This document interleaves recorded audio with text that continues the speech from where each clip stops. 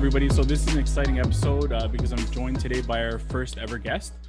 He's a bit of a legend on Raptors Twitter, someone that I had the pleasure of working with when I spent a few years with the Raptors. I think he was there for the tail end of my career there. He's the current host of the Walder Sportscast. So make sure you subscribe to him on, Apple Podcasts, Spotify, wherever you listen. He spent time at The Score, Raptors HQ, and the Bleacher Report. I think I covered anything, but if there's anything I missed, just tell us a little bit about yourself, Chris. Well, if I did have a Wikipedia page, you've basically elaborated on it tenfold, and thank you for calling me a legend, which is completely undeserved, but I appreciate the compliment. But yeah, I'm still in the Raptors media game. I have my podcast, the Walder Sportscast, which I'm doing on the regular. I have a bunch of guests on. Like you said, download me on Apple Podcasts, Spotify, Stitcher, Google, Podbean, the whole 9 yards, and I'm just having a lot of fun right now. You know, we're obviously in the midst of a global pandemic. I'm trying to keep myself busy, trying to make some money on the side. And you can find me on Twitter and social media. I'm still keeping it big there at Walder Sports. Yeah, you do a lot. So like, funny thing, just for our thousands and thousands of listeners, it's nowhere near that. But so when I reached out to you to kind of set everything up, it's kind of funny that like the last thing you finally asked me about, and I don't even know if you maybe knew about this before, but you're like, hey, did you block me on Twitter? and you even came out and said, this is the first time I've ever done a podcast for somebody who blocked me.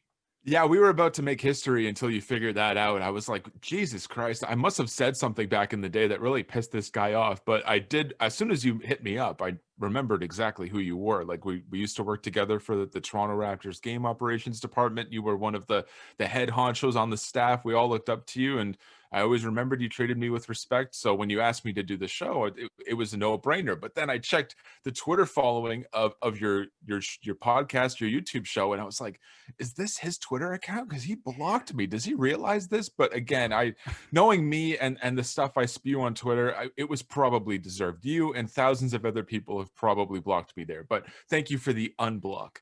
Yeah. And you know what? So I was saying that it wasn't actually that I even realized it. So I checked. First of all, I've never blocked anybody. So when I went on and checked my block list, you were literally the only one there. So either I was like, it was like a drunken, like just one drunken night where I saw something you said and I completely disagreed with it. But most likely, yeah. I don't know the process to go through to block somebody. I'm sure it's a few clicks. Yeah. I don't know. Fat fingers, like my hands aren't necessarily the nicest. So maybe that was it. I'm going to stick to that because like, I don't want to offend you or anything. But it was just hilarious that's how we kind of started after like, well, I don't know. When was the last time I saw you? 11, 12 years ago? It's been a hot minute. Yeah, it's been a while since I've seen you. Again, good to see you, but don't even worry about the blog. Again, it's probably, we talked before we started recording here. I used to do a lot of pro wrestling tweets. And now that I'm prominently a basketball guy, it was probably the wrestling stuff that was like, get this guy off my timeline. So again, I deserved it. Don't even worry about it. Water under the bridge. I don't think it was that. So actually, if we get time at the end, maybe we can throw a little bit of wrestling talk in because sure. I'm one of those guys who watched when I was a kid. I don't know if you're still following, but I just started watching again maybe like, I don't know, 3-4 years ago, and it was the whole Bullet Club thing pretty much like brought me back, and I went back to like New Japan, and then I started watching old matches and stuff like that. So maybe we can get into that a little bit later if you got some time to stick around. I know You're speaking my language, brother. I'm a huge New Japan AEW fan. I still watch WWE occasionally following the product, but it's easier said than done these days. So I kind of keep my options open with wrestling companies. But yeah, if you want to, shoot it with some wrestling and talk at the very end, I'm all for it. Yeah, perfect. So we'll start with the NBA Finals. Lakers up 2-0. And any surprises with the series? Is this kind of how you thought it would go, or?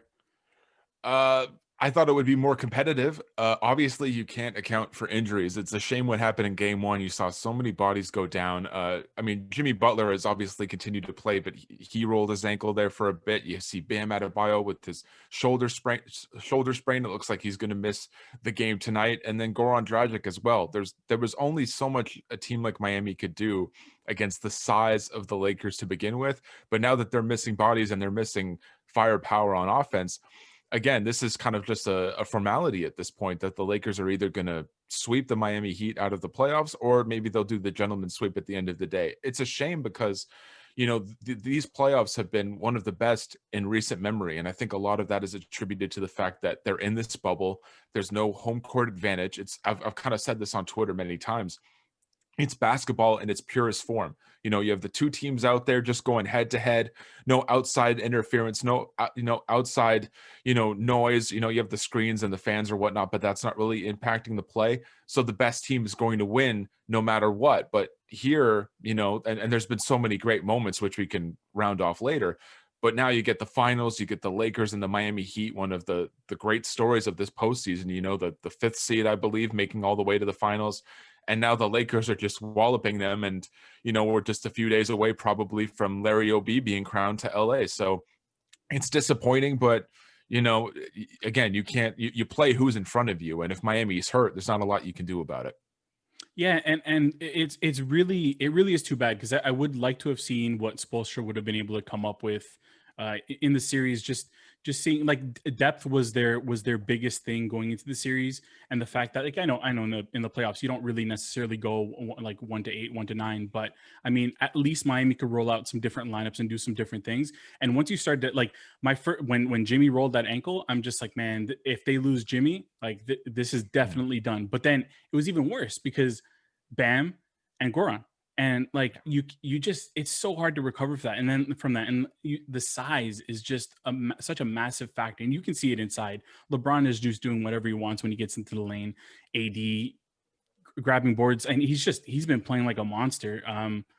But I really wish we could have seen what would have happened if both teams had, or if the Heat had been full strength. But I mean, like you said, the Lakers can only play who's in front of them, and it is what it is. But just your take on the whole fanless aspect. Do you think that's changed how you've been consuming these games? Because I found myself, like, in game 2, and maybe it was just a product of the way the game was going, I just didn't find myself engaged. Has that changed the way you've watched things?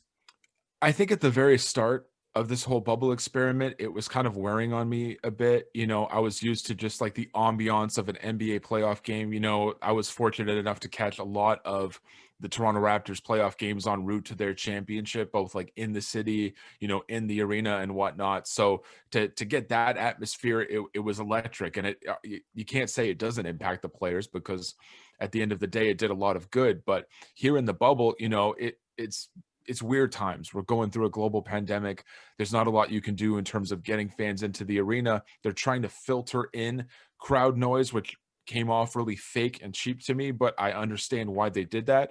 And then they did, like I mentioned earlier, with the video boards, getting fans through Zoom calls and whatnot, trying to add to the atmosphere. But I think the deeper we got into the playoffs, I think just the basketball itself took over for me. And obviously I was invested because the Toronto Raptors were still in the thick of it, and they had the storyline of trying to repeat as champions without Kawhi Leonard. So I didn't find myself, noticing the little things about the product and like the television presentation and whatnot. But I've even heard people on social media saying, even if this pandemic comes to an end, maybe we should continue to do stuff like this, maybe have the basketball in neutral arenas.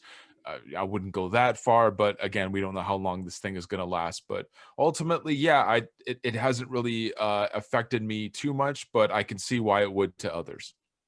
Does the pandemic and kind of the shortened season and just the overall format, does that cheapen the? I mean, I'm working on the assumption the Lakers are winning, but whoever wins, does that cheapen what they've done? Do you think it takes anything away from the championship? No, I hate when people say that, whether it was this season or last season or any season when a champion is crowned, it's like, oh, there's we should put an asterisk on it because yada, yada, yada. With the Raptors last year, it was because, well, Kevin Durant came back and he was immediately injured. Klay Thompson was out for a game and a quarter. Like, this isn't a true championship for the Raptors. And in the case of the bubble, it's like, okay, we had this giant gap between the end of the regular season and then pushing everybody into Disney World. So a lot of players got out of rhythm. A lot of players lost their momentum. And you can make, again, correlating back to the Raptors, like a guy like Pascal Siakam, who was tearing up the league during the regular season. And then he has this layoff and he comes back and he never really got his feet underneath him inside the bubble. there's no way I'm going to asterisk this entire championship. I thought no matter who ended up hoisting Larry O'B at the end of this, they were going to have to go through one of the hardest paths imaginable, considering everything that was going on in the world and everything going on inside the bubble. So if the Lakers end up winning this, which they probably will, they're going to absolutely deserve it. No more talk about, like LeBron James' fourth championship is cheapened because it was inside the bubble. Get the hell out of here. They absolutely deserve it. Although you could go back to like some of the teams they had to beat along the way, where they didn't end up playing the Clippers or whatnot, yada, yada, yada. So yeah, I'm not even worrying about stuff like that. Yeah, and I mean, you think back to like, lockout years. Was the Spurs that won in that 90, 98, 99 lockout year against the Knicks? Like, you think back at that. Nobody now ever looks back and says, nah, that championship didn't mean anything. Like, I think eventually people forget. And also, I would think that the fact that it's LeBron, and people love. I mean, there's a lot of people that love him, but there's a lot of people that hate him. Mm-hmm. And I think the fact that it's LeBron, people love to take things away from him and knock him down a peg just because of the name. I hate to bring it up, but it is kind of a storyline at the end of the day with the Lakers, is that, the unfortunate passing of Kobe Bryant. I think it would kind of be a feel-good story. They wore the Black Mamba jerseys recently, and I thought that was a nice tribute to Kobe, but the added, pressure of having, Kobe's death this year lingering on the team and being able to rally the troops, LeBron James, the reason he came to Hollywood, it wasn't just because of the roles and, the things that the positives it could do for his production company. It was because he wanted to elevate the Lakers back to prominence. And then you have the Kobe Bryant passing. I think it would just be a nice feel-good story for the Lakers to walk away at the end of all of this with the championship. So do you think the narrative of LeBron James throughout his career kind of, hunting for rings and just ring shopping, I think, as people have put it, do you think, do you buy into that at all? Like, do you think that's what's actually been happening?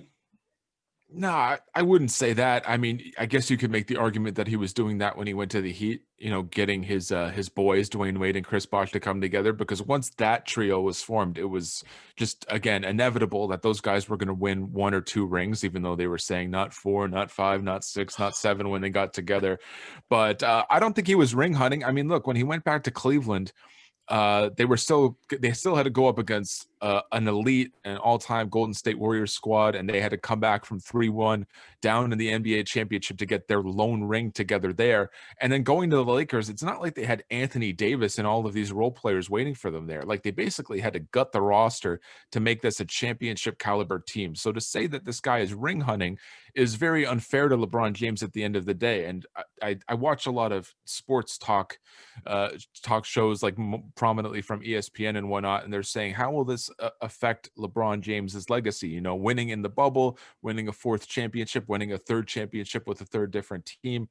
It's like, look, this guy is established as the Mount Rushmore player in the history of basketball. If you want to say he's the second greatest player, the third greatest player, or even the greatest player of all time, I think nothing that he does from now until the end of the career is going to really tarnish anything that he's done. His legacy is cemented, and I don't think any, ring chasing or whatnot. At the end of the day, he's one of the GOATs, and he's going to forever be a multiple time champion, right up there with the Kareems and the Michael Jordans of the world. Yeah, for sure. And I think when he went to Miami, I definitely bought into that, because I mean, that one was a little bit more apparent that that's what was going on. I mean, you're joining forces with Wade and Bosh, and they scripted that beforehand. So I definitely bought into it, and that's part of, like, I've said it on some of our previous episodes that I've been a big LeBron hater in the past, but as he's gotten a little bit older, and I kind of spoke about my time as a kid when MJ was around, I didn't appreciate MJ, because it's just in me to normally hate the best player unless he's on my team. So I kind of changed over the past few years, where I'm like, you know what, you got to just enjoy him, because we're seeing greatness, and the fact that he's gone, like, he didn't go necessarily to teams that were already established. Like, he didn't do the KD move and jump on a team that was already a champion. It was kind of starting from ground zero, especially with the Lakers. Like, there was nothing there. Yeah, exactly. It's like you said, you don't know what you got until it's gone. And there's going to be a time where LeBron James isn't running roughshod through the NBA anymore. Like, he is getting up there in years. It makes you appreciate him even more so. The fact that he still is dominant as he is. Like, I found it easy for me to hate LeBron James back in the day because he had the decision. He went on national television and basically announced that he was leaving his hometown team, which I thought was a bit disrespectful and cheesy at the time, but he ended up winning 2 championships in Miami, so all the power to him. And then he comes back to Cleveland, and as a Raptors guy, again, I know how hard it is to get through him in the Eastern Conference. He swept us out of the playoffs twice, and then our first Eastern Conference Finals appearance, he beat us in 6 games. So yeah, of course it was easy to test him. But I think at the end of the day, you just look at his body of work, everything that he's accomplished both on and off the court. His legacy is not only as one of the greatest basketball players of all time, but as one of the greatest professional athletes of all time. So it almost sucks to imagine the NBA without him. That time will come, but thankfully not anytime soon. Yeah, for sure. I think he's still got a few more years left in, which is crazy. You look at his career overall and like the shape that he's managed to keep himself in, and like just he had 1 year where he really had like injury issues, and like he's been pretty impressive. And I think that's that's saying it, that's being a little bit like underselling it. Yeah, just a little bit anyway. Yeah. So a championship, what do you think that does for Frank Vogel's legacy? God, I never really thought about Frank Vogel getting a championship. I think Yeah, right. It's hard. It's hard when you're the coach of LeBron James because you're never going to get the credit that you probably deserve. I think, having all of these new faces on his roster, 2 of the top 5 players, not only in the league, but the planet with Anthony Davis, a guy who might end up winning finals MVP when this series is said and done. And then like having other big brash personalities. Like, did you ever imagine a team with LeBron James, Dwight Howard, Rajon Rondo, like a J.R. Smith, a Dion Waiters, like all of these guys under one roof, and to make that work? So I think Frank Vogel deserves a lot of credit. I wouldn't place him as one of the greatest coaches in the association. I think that kind of like inner circle is cemented at this point, with the Eric Spoelstras, the Greg Popoviches, the Rick Carlisles, and I think Nick Nurse is elevating himself into that conversation as well. But I think Frank Vogel deserves a heck of a lot of credit for what he's doing, but at the same time, he's coaching LeBron James. So how much is he really going to get at the end of the day? Yeah, exactly. I mean, he's in the, I guess, the enviable, but at the same time unenviable position of being LeBron James's coach, because you're never gonna, like, they could have ran through and gone, like 82-0 if it had been a regular season, and I still don't think he gets the credit, because at the end of the day, people look at the team and it's AD and LeBron James, and primarily LeBron James. Well, you could have put us, one of us on the sidelines, and we probably could have got them to at least the second round in the Western Conference playoffs, but Vogel got them over the top, I suppose. I'm not sure I look good in a basketball jersey, man. My arms are just flabby, and like I would not even want to be on that sideline. I'd be wearing just the shooting shirt all day. Shooting shirt? I meant more so as like a head coach. We could wear some proper, have a proper fit on, we could coach the Lakers to a championship. At least, sorry, I thought you meant as a player. No one wants to see us out there dropping threes. I mean, no one would probably defend us. We'd have some open looks, but a few clanks off the rim every now and then. Yeah, exactly. So I'm glad you mentioned Nick Nurse, because the Raptors did some important work in locking him up, and I know they still got some work to do on Masai, which is probably the one where everybody's kind of like a little bit nervous about, because he's kind of been the catalyst of everything that's happened. I mean, we've had some not so like interesting front offices in the past. Glenn Grunwald did some good work in his day. BC, Brian Colangelo. I don't. Yep. I'm a Brian Colangelo lover, because that was the era where I was working for the Raptors, and I remember Brian standing around in his suits looking all good, and he just instilled confidence. But like Masai is just on a whole other level. Yeah. So I guess we can just talk about like the nervousness that maybe some of the fan base is feeling around Masai not being locked up yet. Uncertainty, being a Raptors fan, again, it's hard not to see him locked up. I think it's just a formality that they are going to offer him whatever he wants to keep him around. Even if he did walk, I don't foresee a circumstance where he would leave for another team. And I know that the New York Knicks have been kind of bantered about as a destination for him, because there's a lot that he can do in New York City. But at the same time, if he did walk, I kind of see him going off on his like philanthropy, I can't even say the word, but like philanthropy efforts or whatnot. Yeah. God, it's a Sunday morning we're recording this. Don't make Sorry, me man. pronounce Again. that again. But like his charity endeavors and his work on those fronts, like I think he would focus more of his attention there. I think, you can make the argument that he's taken this Raptors team as far as he can go. They won a championship. He made like this drastic move, getting rid of one of the franchise's top players ever in DeMar DeRozan for a shot at Kawhi Leonard. And we didn't know how that whole process was going to finish, but they won a championship. So where can this team go from there? There's going to be a lot of rebuilding over the next couple of years. We don't know where this offseason is going to take us, if Fred VanVleet's going to stick around, if Marcus Saul's going to go to Spain, or how much money it's going to take to keep Serge Ibaka. We at least have Masai Ujiri around to kind of take care of those immediate efforts. But in terms of the long term, what is this going to team look like 5-10 years down the road? And hopefully Masai Ujiri is around for the long haul to kind of work his magic again. But for everyone on social media who's kind of like sweating over potentially losing him, I wouldn't go that far. I think he is going to stick around, and I think MLSC is going to do everything in their power to make sure he's happy. Whatever he wants, just lay it out on the table for him. Yeah, and I think you're right. I don't see him. I don't see him leaving for another team, but it probably will be some philanthropic effort that he goes to pursue. Yeah, I was practicing it in my head the entire time. That's why I had the runway to practice it. But exactly. Like you said, I'm glad you mentioned it. Like he's not been afraid to make the big deal where it might ruffle some feathers in the DeMar move. So with Lowry and his big contract and ending at the end of next season, do you foresee a world where the Raptors would actually go on and make, like, people have been talking about building a statue for the guy now, and do you foresee a world where they could possibly move him before the end of his contract, or like what do you see happening on the Lowry front? God, well, my heart says I hope he ends up sticking around and finishing his career off as a Toronto Raptor, but at the same time, this might be the peak of his value. And I could totally foresee a circumstance where the Raptors do kind of entertain trades for him. He has 1 year left on his deal. If he's ever going to provide value to a championship contender, it's going to be, next season and the season after that, because there is going to be a drop off. I always seem to compare Kyle Lowry to Chauncey Billups, who the two have a relationship where Billups kind of peaked into like his early to late 30s, with the Detroit Pistons and then so on and so forth.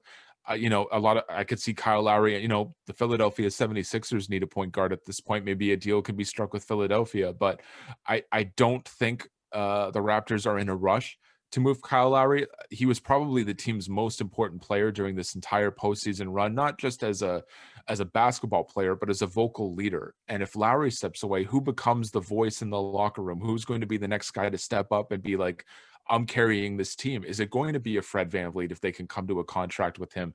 And again, that makes re-signing VanVleet all the more important, because with Lowry's future uncertain, who's going to be your point guard of the future? VanVleet has kind of elevated himself into that spot, but Lowry is such an integral part to this franchise, and I think the Raptors are going to try and keep him around on a short-term deal, maybe just kind of keep giving him the 1 year offers, paying him what he deserves at this point for everything that he's done for the organization. So, and when his career is over, his jersey is going to get retired. Maybe he'll even get a statue outside of the building, because he is the greatest Toronto Raptor of all time.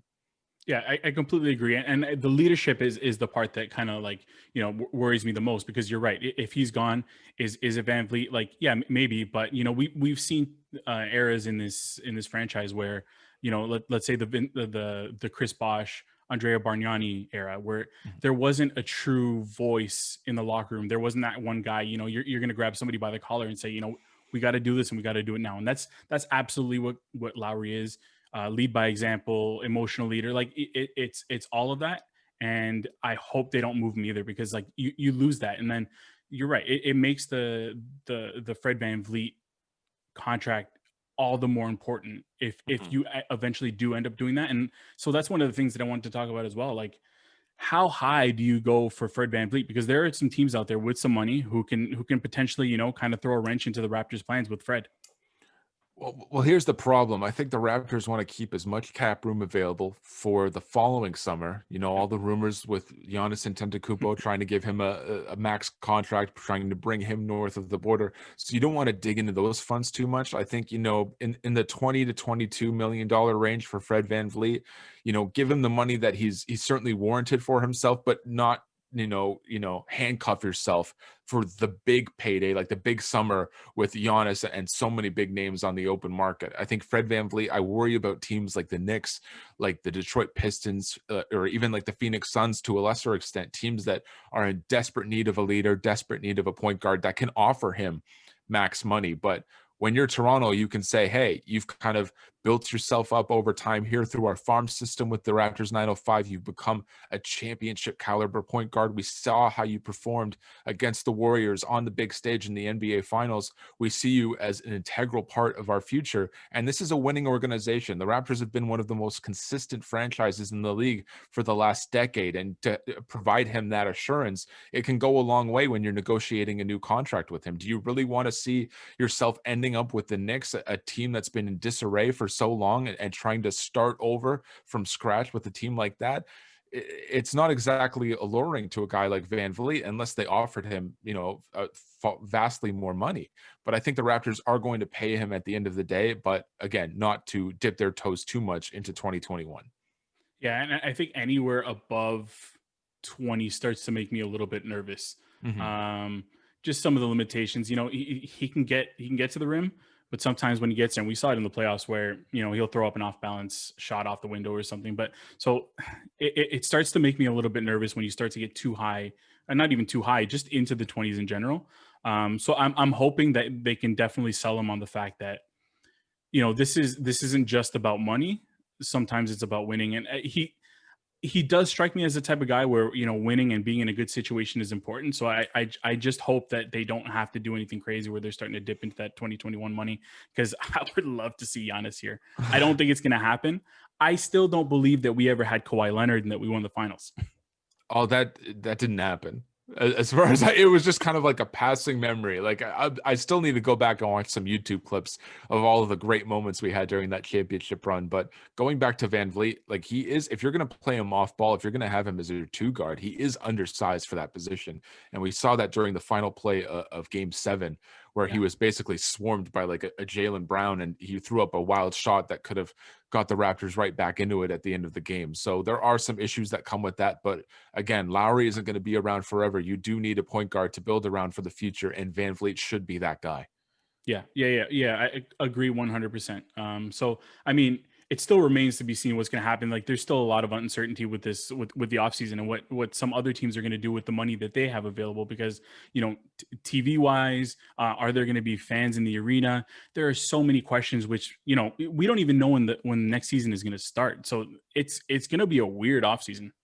Yeah, we don't even know what the cap is going to look like at this point. It's probably going to go down because of all the money that's been lost. So how much money can they really offer a Van Vliet at the end of the day? But I have faith in this front office. It's not the Colangelo days of old. It's the Masai Ujiri, Bobby Webster era. So I'm all for that. I have faith. Yeah. So do I. So I mean, that brings us to I guess some other areas that the Raptors need to address. I mean, you mentioned it before. Two big men who we're unsure what's going to happen in Gasol and Serge Ibaka, and then you also, like, in the playoffs, you could really see some of the limitations offensively. I know the Raptors have, over the past few years with Nurse, they've kind of tried to be a little bit more fluid offensively and not necessarily rely on sets or like pick and rolls and the way maybe the Celtics do. Like, what do you see as the number one thing that they have to address this offseason? I mean, it's kind of what we've been talking about. I think Fred VanVleet is the number one on their priority list. To a lesser extent, Serge Ibaka. I think you can come to a cheaper deal with Serge, although I can't see teams overpaying him based on his postseason run. You're going to have some space freed up, because I do think, even with these rumors kind of dissipating a bit, I don't think Marc Gasol is going to be around next year, whether he's still in the NBA or he's overseas in Spain, which I think is the more likely outcome. I just think they need to continue to shore up their depth. I think, you know, I've seen names like Norman Powell kind of being thrown around as like a trade asset. I know that the Pacers are probably going to look to move a guy like Victor Oladipo, for example, see what kind of a package you can put together for a guy like that. But I think at the end of the day, it's just going to be like those end of bench guys that you're going to have to rehash through. I have a lot of faith in guys like Terrence Davis and Matt Thomas kind of elevating their roles next season. So I'm not worried too much on that front. You know, a guy like Rondé Hollis Jefferson, is he going to be around next season? Probably not. I look at a guy that Raptors Twitter has seemingly fallen in love with, like a Harry Giles, for example, a big man that you can kind of rebuild, you know, throw into your farm system and see what you can get from there. A guy with a lot of promise that really hasn't found his footing in the NBA. I think you can get him on a cheap deal and see what you can turn him into. But the Raptors core is intact. Pascal Siakam's still your guy. As sad as that postseason performance was, I think he's going to come back a lot stronger and a lot more motivated to kind of shun the doubters who turn their back on him during these playoffs. And I think you're still going to get another all-star caliber year out of Kyle Lowry. I do think Fred VanVleet's going to still be around.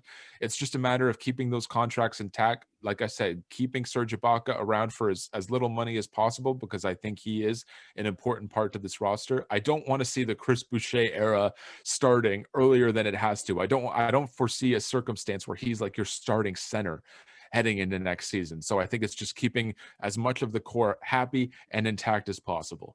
Yeah, I think it's definitely going to be a matter of kind of the way they did last offseason, getting creative with the mid level, and you know, last year was what, Stanley Johnson, Rondé, maybe something along the lines of those. I mean, Stanley Johnson didn't really give us much. I like some of what Rondé was able to do, but you know, you bring up Harry Giles. That's one of the names that I would definitely be interested in. I'm a Duke guy. And just, you know, just the athleticism, and you know, he hasn't had the greatest start to his career, but I think there's something there. And I think it was Blake Murphy that mentioned in an article where, you know, he was kind of throwing the name out there. Another name that I've seen is Chris Dunn, which might be interesting, but both these guys, depending on the money. Yeah, I mean, I'm not really high on Chris Dunn, but again, you take a flyer on some of these guys and see what you can do. I think the Raptors are kind of building a reputation around the league of kind of turning our players' careers around. Like Rondé Hollis Jefferson kind of fell into obscurity there for a bit.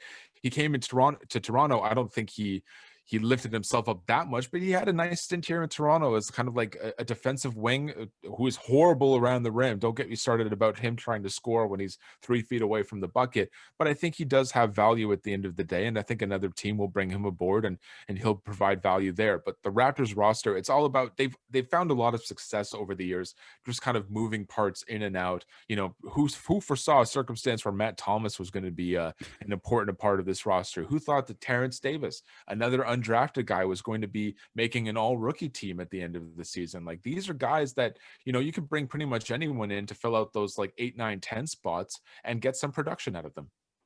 Yeah, and there's probably going to be a lot of those gems, considering that, you know, there's no NCAA tournament, that, you know, there was no NCAA tournament this past year, so a lot of teams miss out on some of those guys where, you know, they might have had a good run in the tourney, and you know, they start popping up on teams' radar. So maybe there's going to be some of that value hidden in the draft. Which, I mean, I'm not crazy about this year's draft, especially at the top end, but I mean, there's still at the low end, I think there's still some guys that, you know, they can plug in there, and you know, given their history of player development, I think they can make something work. Well, the Raptors just won a championship where no one on the roster was a lottery pick. So I think that just goes to show that they know what they're doing in terms of building a contender. Yeah. And since we're talking about building teams, so I was listening to one of your old episodes where you guys were drafting the worst Raptors players. I just want to throw out there are a couple names that you guys missed. So I'm going to throw these out. Chris Jeffries should have been on one of those lists. Yeah, I remember Chris Jeffries. You would pick him over some of the other names that we had, because we threw out some real bad players out there. There were some real bad players, and there are a couple that I don't think should have been on that team. The other name that should have been on there, Nate Huffman, because so I like this is one of those names where like I go back all the time, and I'm just like, you know, I look at the crazy moves, and I think this was a Babcock move, because he made some dumb moves during that time. I think when we were doing that episode, I wanted to throw out some names that were bad, but that were memorably bad. I think some of the names that you're throwing out there, like a Chris Jeffries, if you were to ask 100 Raptors fans who Chris Jeffries was, I'd be surprised to hear if 10 or more people remembered his name. Like when we were throwing out like an Andrea Bargnani, who wasn't, terrible, but he was more bad than he was good as a number 1 overall pick. And then guys like Rafael Araujo, who was a lottery pick, Vincenzo Esposito, who was a name from the past that I had to bring up because I was looking at his numbers. That was a really fun podcast to do. But again, it just goes to show how bleak those times were for the Toronto Raptors and how fortunate we are to have someone who knows what they're doing in terms of taking care of this organization and the fact that we're a champion. I'm going to be, I think I have it here with me. I got a gift, one of these replica championship rings that I keep on my desk here to remind myself that this actually happened. Oh, do you have it right there behind you? I don't. So I actually have... is that 905? Yeah, I went to the final game. So like, very I picked cool. it up. Yeah, and then I went to the opener the following year, so I got the ring there. But since you mentioned Hoffa, just a funny story about that. So I've owned one Raptors jersey in like the last 20 years probably. Don't tell me it was Hoffa. No. So this is where it gets funny. So I went to Center Sports at the time and was looking at the sale jerseys because this is when they're transitioning from the purples to the reds. Right. So I'm looking at the rack and they got a bunch of like, they had, Lamont Murray, I think was on clearance. They had a bunch of Bosches. Yeah. And I'm looking at and these were authentic. So I think authentics in those days were like $150 and they were going for like $30. Wow. Okay. With our discount. Like we used to get that discount, like 50% off or whatever. So I'm looking at the rack and I come across a Hoffa jersey. And I look at my brother, I'm like, hey, should I do it? He's like, really? I'm like, you never know, man. Like, so it wasn't that I thought he was going to be a good player. It's just, he looked like he was like, coming across him in the arena, he seemed like a nice guy. Yeah. And I rooted for him. Like I was the president of the Rafael Araujo fan club. Oh, bless your heart. And I was looking at it. I'm like, dude, I could probably get this signed too. And like, so this ball, that's a Charlie Villanueva autographed ball. Oh, nice. which I got, like somebody helped me out to get it. And like, worthless probably now. Like I think the signature might devalue the ball. I feel like it's a nice heirloom to have. I just have it because it looks nice with the Raptors. Like I like the claw logo. So like, but yeah, I was really close to buying that jersey, and I'm so glad I didn't because that would have been a big mistake. It would be a cool vintage look to bust out at a Raptors game once we're all allowed to go back to Scotiabank Arena. Imagine walking around the concourse with a Rafael Araujo jersey on. It's a nice conversation starter for you and other Raptors fans. Yeah, exactly. So the two names that I didn't think should have been on there, Rafer. Come on, Rafer, man. He was the best when he was here. And the other one, Tabak. Just because like if you look at what the organization had to go through in those years, that like I was doing some research on like, kind of how the draft worked for the Grizzlies and the Raptors. And man, like they had slim pickings. Like I think it was pretty much like number 13 to 15 on the roster that they were picking from. Well, shout out to the guys I did that podcast with, Jason Lung, my audio engineer, and Jay Rosales. I'm pretty sure those two were picked by the two of them. So they were, direct your blame at those guys. I wasted my picks on Eric and Aaron Williams. I couldn't believe they were still on the board. I was like, that's one of the worst trades in NBA history. We got chump change for our franchise superstar Vince Carter. So no matter what anyone says, I won that draft by picking those two alone. I 100% agree, but no, it was a great episode. So anybody watching, just go back and listen to that because it was really entertaining. It was kind of fun living. Like every once in a while, I'll go back and on Basketball Reference and just look at some of the rosters that we had and like brutal, some brutal teams. Shield your eyes. Some of those rosters should have age restrictions on them because only the oldest, gentlest of eyes should be able to look at them because those teams were really bad. But thank you for the kind words. And again, I'm happy we had Kawhi Leonard. I'm happy we have Kyle Lowry. We have a lot of good players now. Let's not return to those days. Yeah, the days where we were celebrating the Atlantic Division, which hanging those banners in the arena. Yeah, God, I'm glad those days are over. I'm pretty sure I was present when that was happening. And we were really excited. I think we had T-shirts and stuff, man. We were so happy. Yeah. So I don't want to keep you for too much longer, but like, I did say that we maybe talk about a little bit of wrestling. So, Mhm. what's your wrestling consumption like right now? I don't. I used to watch Monday Night Raw a lot, but investing 3 hours every Monday on a product that is extremely subpar is just not happening anymore. And I don't want to watch wrestling too much because I do live with my girlfriend, and I don't want to subject her to the trash that I used to watch. A big AEW fan. I watch Dynamite every single week. I've been a follower of those guys when they were over in New Japan, like Yeah, Kenny Omega and the Young Bucks. And I try to order the pay-per-views as much as possible to support the company because I think wrestling is better when there's a direct number two who is challenging WWE. I don't think they're ever going to overtake them because it's Vince McMahon and they're this, billion-dollar conglomerate or whatnot. But at the same time, it's nice to have an alternative. And I think AEW is that right now. I'm also trying to watch or follow as much of New Japan Pro Wrestling as much as possible. I think they're doing a lot of good overseas, trying to contain, the coronavirus. They're washing down the rings between every match. They're keeping social distancing in the stands, and no one is even allowed to scream. As to the best of my knowledge, they all have their masks on, but they're not allowed to yell or do anything that would impact those around them. The G1 Climax is going on right now, which is some of the best matches in wrestling all year. Shout out to Tomohiro Ishii, who's the MVP of that tournament so far. But that's basically my wrestling consumption. I think there's an NXT takeover tonight. To the best of my knowledge, I think Finn Balor and Kyle O'Reilly, which is I think is going to be a great that's match gonna for be the yeah, NXT Championship. yeah, That's tonight as well.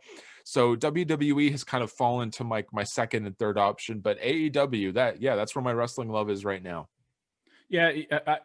Well. So after the pandemic hit, that's Mhm. pretty much where my wrestling kind of I stopped watching entirely, and it was just because like I don't know what it like. I can't do it without the fans. Like the fan reaction is a big part of selling a match, and Mhm. sometimes there are really good matches that happen, and there's no crowd involvement, and like it really changes how good a match is. So I Yeah. haven't like I think post like March, I don't know that I've really watched, which is a shame because I was really starting to like AEW, and I missed Matt Hardy going there.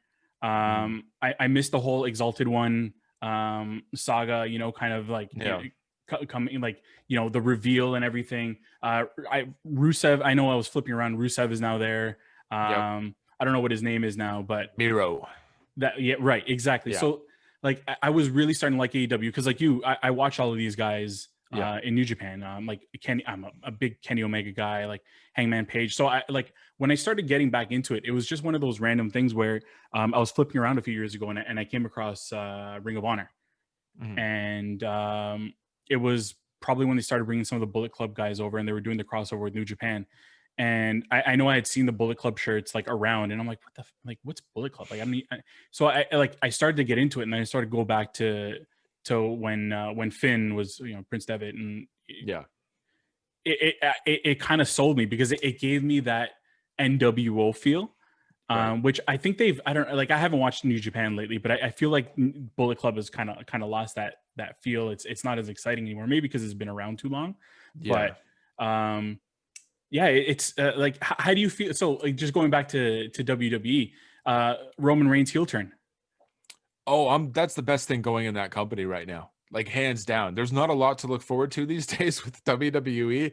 I think Drew McIntyre has kind of exceeded my expectations Yeah, with his WWE championship run, but they've run that feud with Randy Orton into the ground. I'm not exactly looking forward to them having I assume they'll probably be in the cell at the next pay-per-view. I'm not really into that anymore. And they had that stupid storyline at the end of Raw where he went in with fake night vision goggles and started attacking legends, which I thought was really dumb. But this Roman Reigns heel turn they should have done this 4 years ago. If they knew he was going to be this good as a bad guy, they really dropped the ball in terms of not having him be a bad guy so long ago. But I like this alliance with Paul Heyman, this yeah, storyline with Jey Uso, which has a lot of realism to it.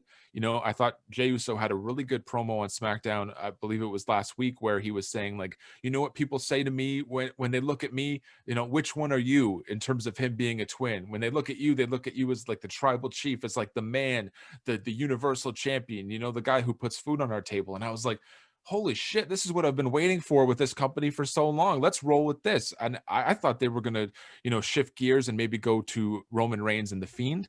as the next pay-per-view, but that feud was so damn good with Uso that they're continuing it, which I think is great. So if there's the one thing in WWE right now which I'm really into, it's that. I used to be all for the Sasha Banks and Bayley feud as well, but I think they've kind of extended that too much. They're going to have a match on the next edition of SmackDown, which is probably going to end in shenanigans. I don't think they're going to give away that one this soon too free. But again, I listen to a lot of wrestling podcasts. That's how I kind of maintain my consumption for Monday Night Raw, which I don't really watch anymore. But when I heard about the Roman Reigns heel turn, I was like, God damn, I have to watch this and see what it's all about. So it's been A+ material across the board for that.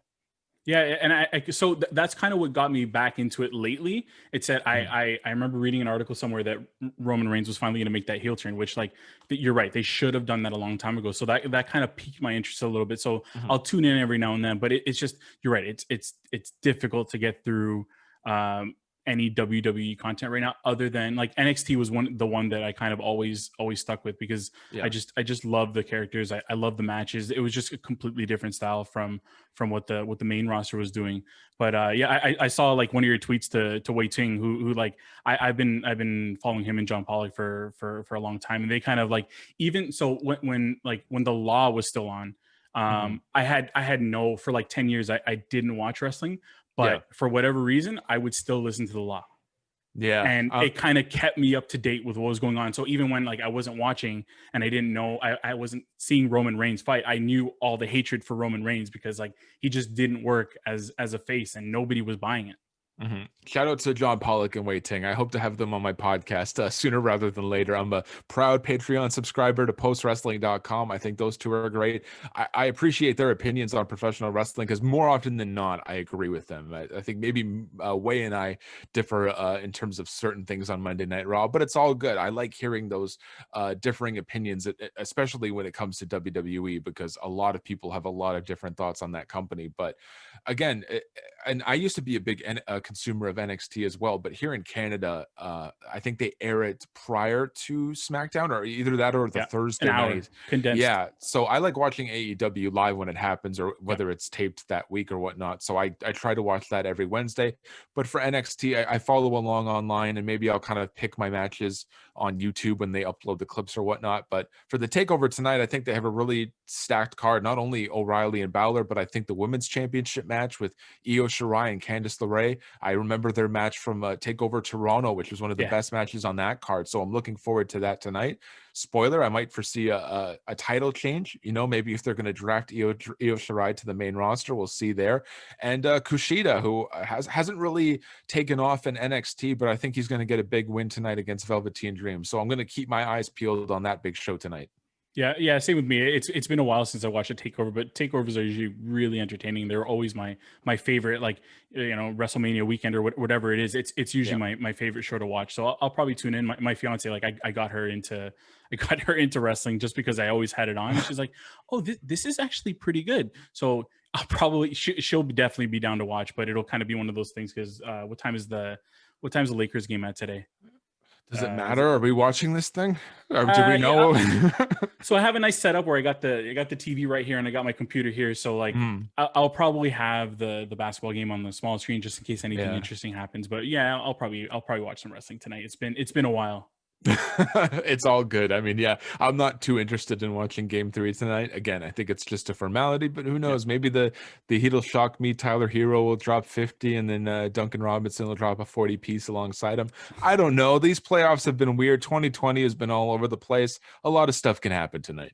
Yeah, I mean, hey, 2020 brought us back together. So like, I don't want to take too much more of your time, Chris, but seriously, I really appreciate you coming on. This has been really fun to talk to you again, catching up. Hopefully we can do it again. If you wanna plug your stuff before we end this off. Well, again, thank you so much for having me again. And thank you for unblocking me on Twitter. That means a lot to me. This is a big deal for me. But again, it was so nice catching up with you. I remember our time from the Raptors, and you were such a nice guy to me and treated me with respect. And that meant a lot to me. So I'm so glad I got to do this. And whenever you want to have me back on, just say the word. But again, for everybody out there, you can follow me on Twitter and Instagram at Walder Sports, and please subscribe to the Walder Sportscast. I'll be having new interviews coming up soon. Again, with the Raptors out of the playoffs, it should be easier to get interviews these days, but please subscribe to the show on Apple Podcasts, Spotify, or wherever you download your shows. Yeah. Again, I really appreciate it. And for all the viewers or listeners, just remember to subscribe on YouTube, hit the little bell for notifications when we post something new. Um, Follow us on Instagram. We've almost hit 1,000, which is like I never thought, like when we had 20 people, like I didn't think we'd ever get there. But Box in One Pod. Also follow us on Twitter. Not super active on Twitter. I mean, apparently I block people and never even realized it. But yeah, just subscribe to our podcast and just listen, comment, and just give us some feedback. We really appreciate hearing from you guys. But Chris, again, it's been a pleasure, and hopefully we'll talk again soon. Yes, sir. Sounds good. All right.